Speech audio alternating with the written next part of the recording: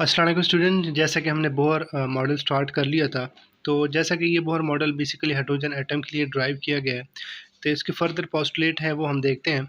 तो जैसे कि हाइड्रोजन का जो एटॉमिक नंबर होता है वो 1 होता है, ठीक है। पीरियोडिक टेबल में ये फर्स्ट नंबर पे आता है। तो एटॉमिक नंबर 1 से ये मुराद है कि इसके पास एक ही इलेक्ट्रॉन है जो कि वो न्यूक्लियस के गिर्द स्पेसिफिक ऑर्बिट या एनर्जी लेवल जिसको कहते हैं उसमें ये रिवॉल्व करता है, ठीक है। ना कि ये कोई एनर्जी जो है ये रिलीज़ नहीं करता, बल्कि फिक्स एनर्जी से रिवॉल्व करता है। और हमें पता है कि न्यूक्लियस के गिर्द जो है वो डिफरेंट टाइप्स एनर्जी के टाइप्स के जो है वो शेल एग्जिस्ट करते हैं। तो पहला जो करीब तरीन जो शेल है न्यूक्लियस के वो है के, और सबसे जो दूर है वो एन शेल है, ठीक है। तो इसी तरह अगर हम देखें यहाँ पे आप लोगों को डिफरेंट शेल नज़र आ रहे हैं न्यूक्लियस के गिर्द, मतलब नंबर ऑफ शेल नज़र आ रहे हैं।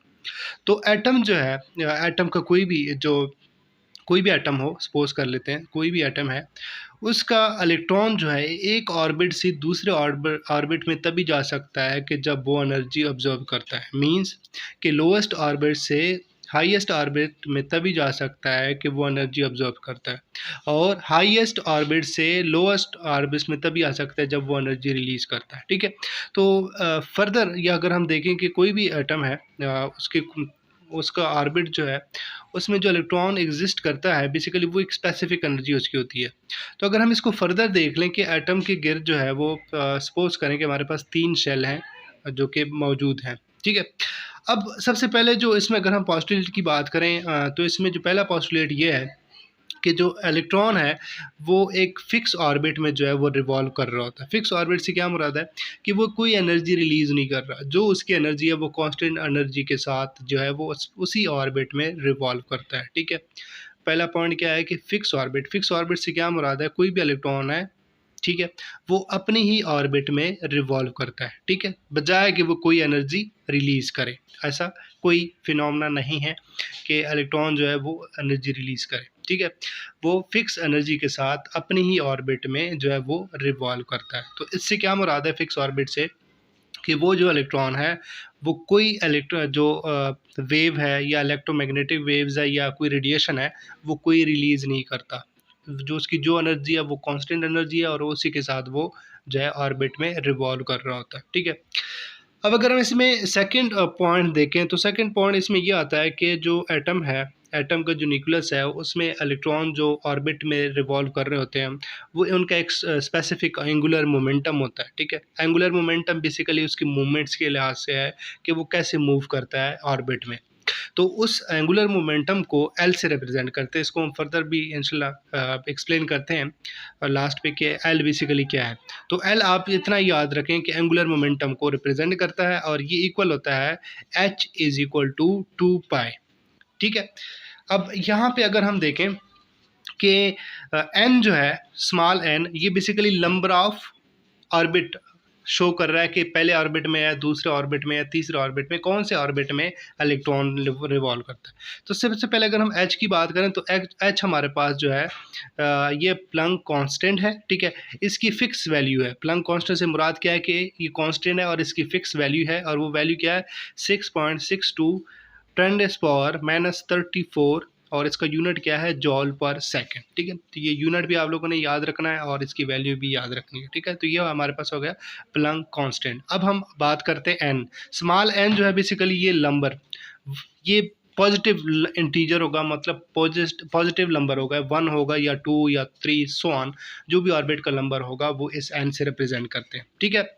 तो ये हमारे पास बेसिकली अगर हम एल को फर्दर एक्सप्लेन करें जो कि एंगुलर मोमेंटम है, तो हम इसको रिप्रेजेंट कैसे करते हैं। एल जो है बेसिकली अगर हम इसको फर्दर एक्सप्लेन करें तो हमारे पास जो एल है वो इक्वल होता है एम, ठीक है। एम क्या है, वो मैस ऑफ इलेक्ट्रॉन, ठीक है।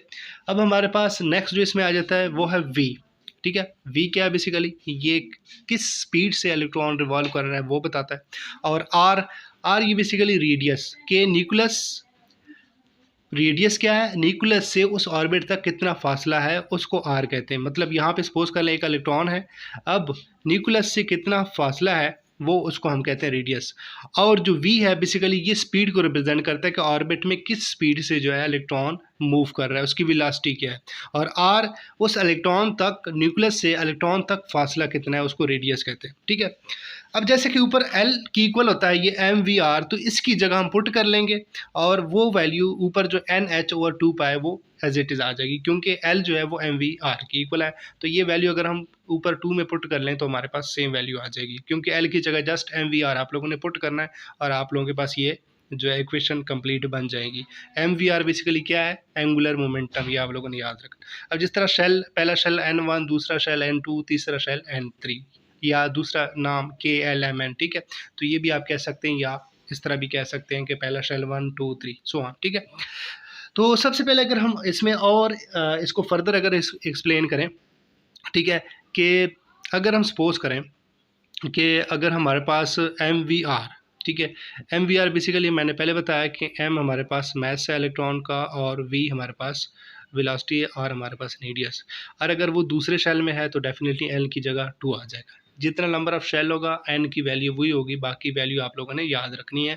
H जो कि आप लोगों ने उसकी फिक्स वैल्यू है तो वो उसको भी आप रट्टा लगा लें। H की फिक्स वैल्यू है, N की वैल्यू आप लोग मालूम करेंगे कि कौन से ऑर्बिट में इलेक्ट्रॉन रिवॉल्व कर रहा है। 2 वही कांस्टेंट है और पाई की वैल्यू होती है 3.14, ठीक है। तो इसकी जगह आप लोगों ने इसकी वैल्यू पुट कर लेनी है, तो आपके पास एंगुलर मोमेंटम आ जाएगा किसी भी एटम का। अब अगर इसमें हम फर्दर देखें, जैसे कि हमें पता है कि एनर्जी के लेवल होते हैं, तो पहले शेल का जो एनर्जी लेवल होगा उसको हम कहेंगे E1। पहला शेल की जो एनर्जी लेवल होगा उसको हम E1, ये वैल्यू आप याद ना भी रखें तो कोई फ़र्क नहीं पड़ता, जस्ट आप लोगों को समझाने के लिए। दूसरी शेल की जो एनर्जी होगी उसको हम कंसीडर करेंगे A2, ठीक है, E2, क्योंकि दूसरा शेल है तो दूसरी शेल की एनर्जी। तीसरी शेल को हम रिप्रेजेंट करेंगे E3, क्योंकि energy of a third shell या ऑर्बिट, ओके।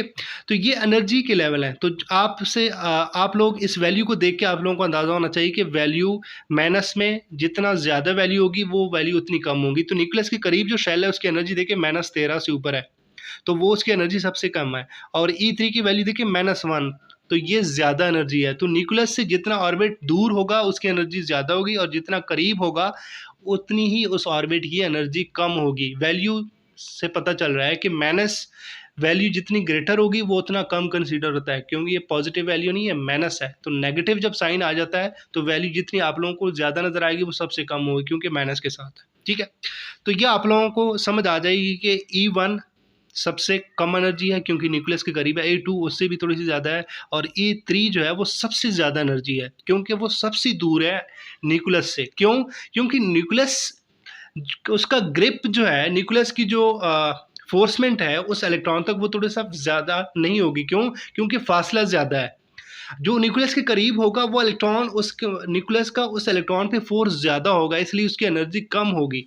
तो इससे आप लोगों को पता होना चाहिए। अब हम थर्ड इसमें अगर हम पॉइंट देखें तो एनर्जी डिफरेंस कैसे मालूम करना है, ठीक है। एनर्जी डिफरेंस बेसिकली क्या है कि जब कोई इलेक्ट्रॉन एक ऑर्बिट से दूसरे ऑर्बिट में जाता है, हाईएस्ट ऑर्बिट में जाता है, तो वो एनर्जी ऑब्जर्व करता है। जैसे कि हम लास्ट टाइम डिस्कस कर चुके हैं कि लोएस्ट से हाईएस्ट ऑर्बिट में जाने के लिए एनर्जी चाहिए होती है इलेक्ट्रॉन को, ये पहली बात। दूसरी बात यह है कि हाईएस्ट से लोएस्ट शेल में या ऑर्बिट में आने के लिए इलेक्ट्रॉन को एनर्जी रिलीज़ करनी है in the form of photon.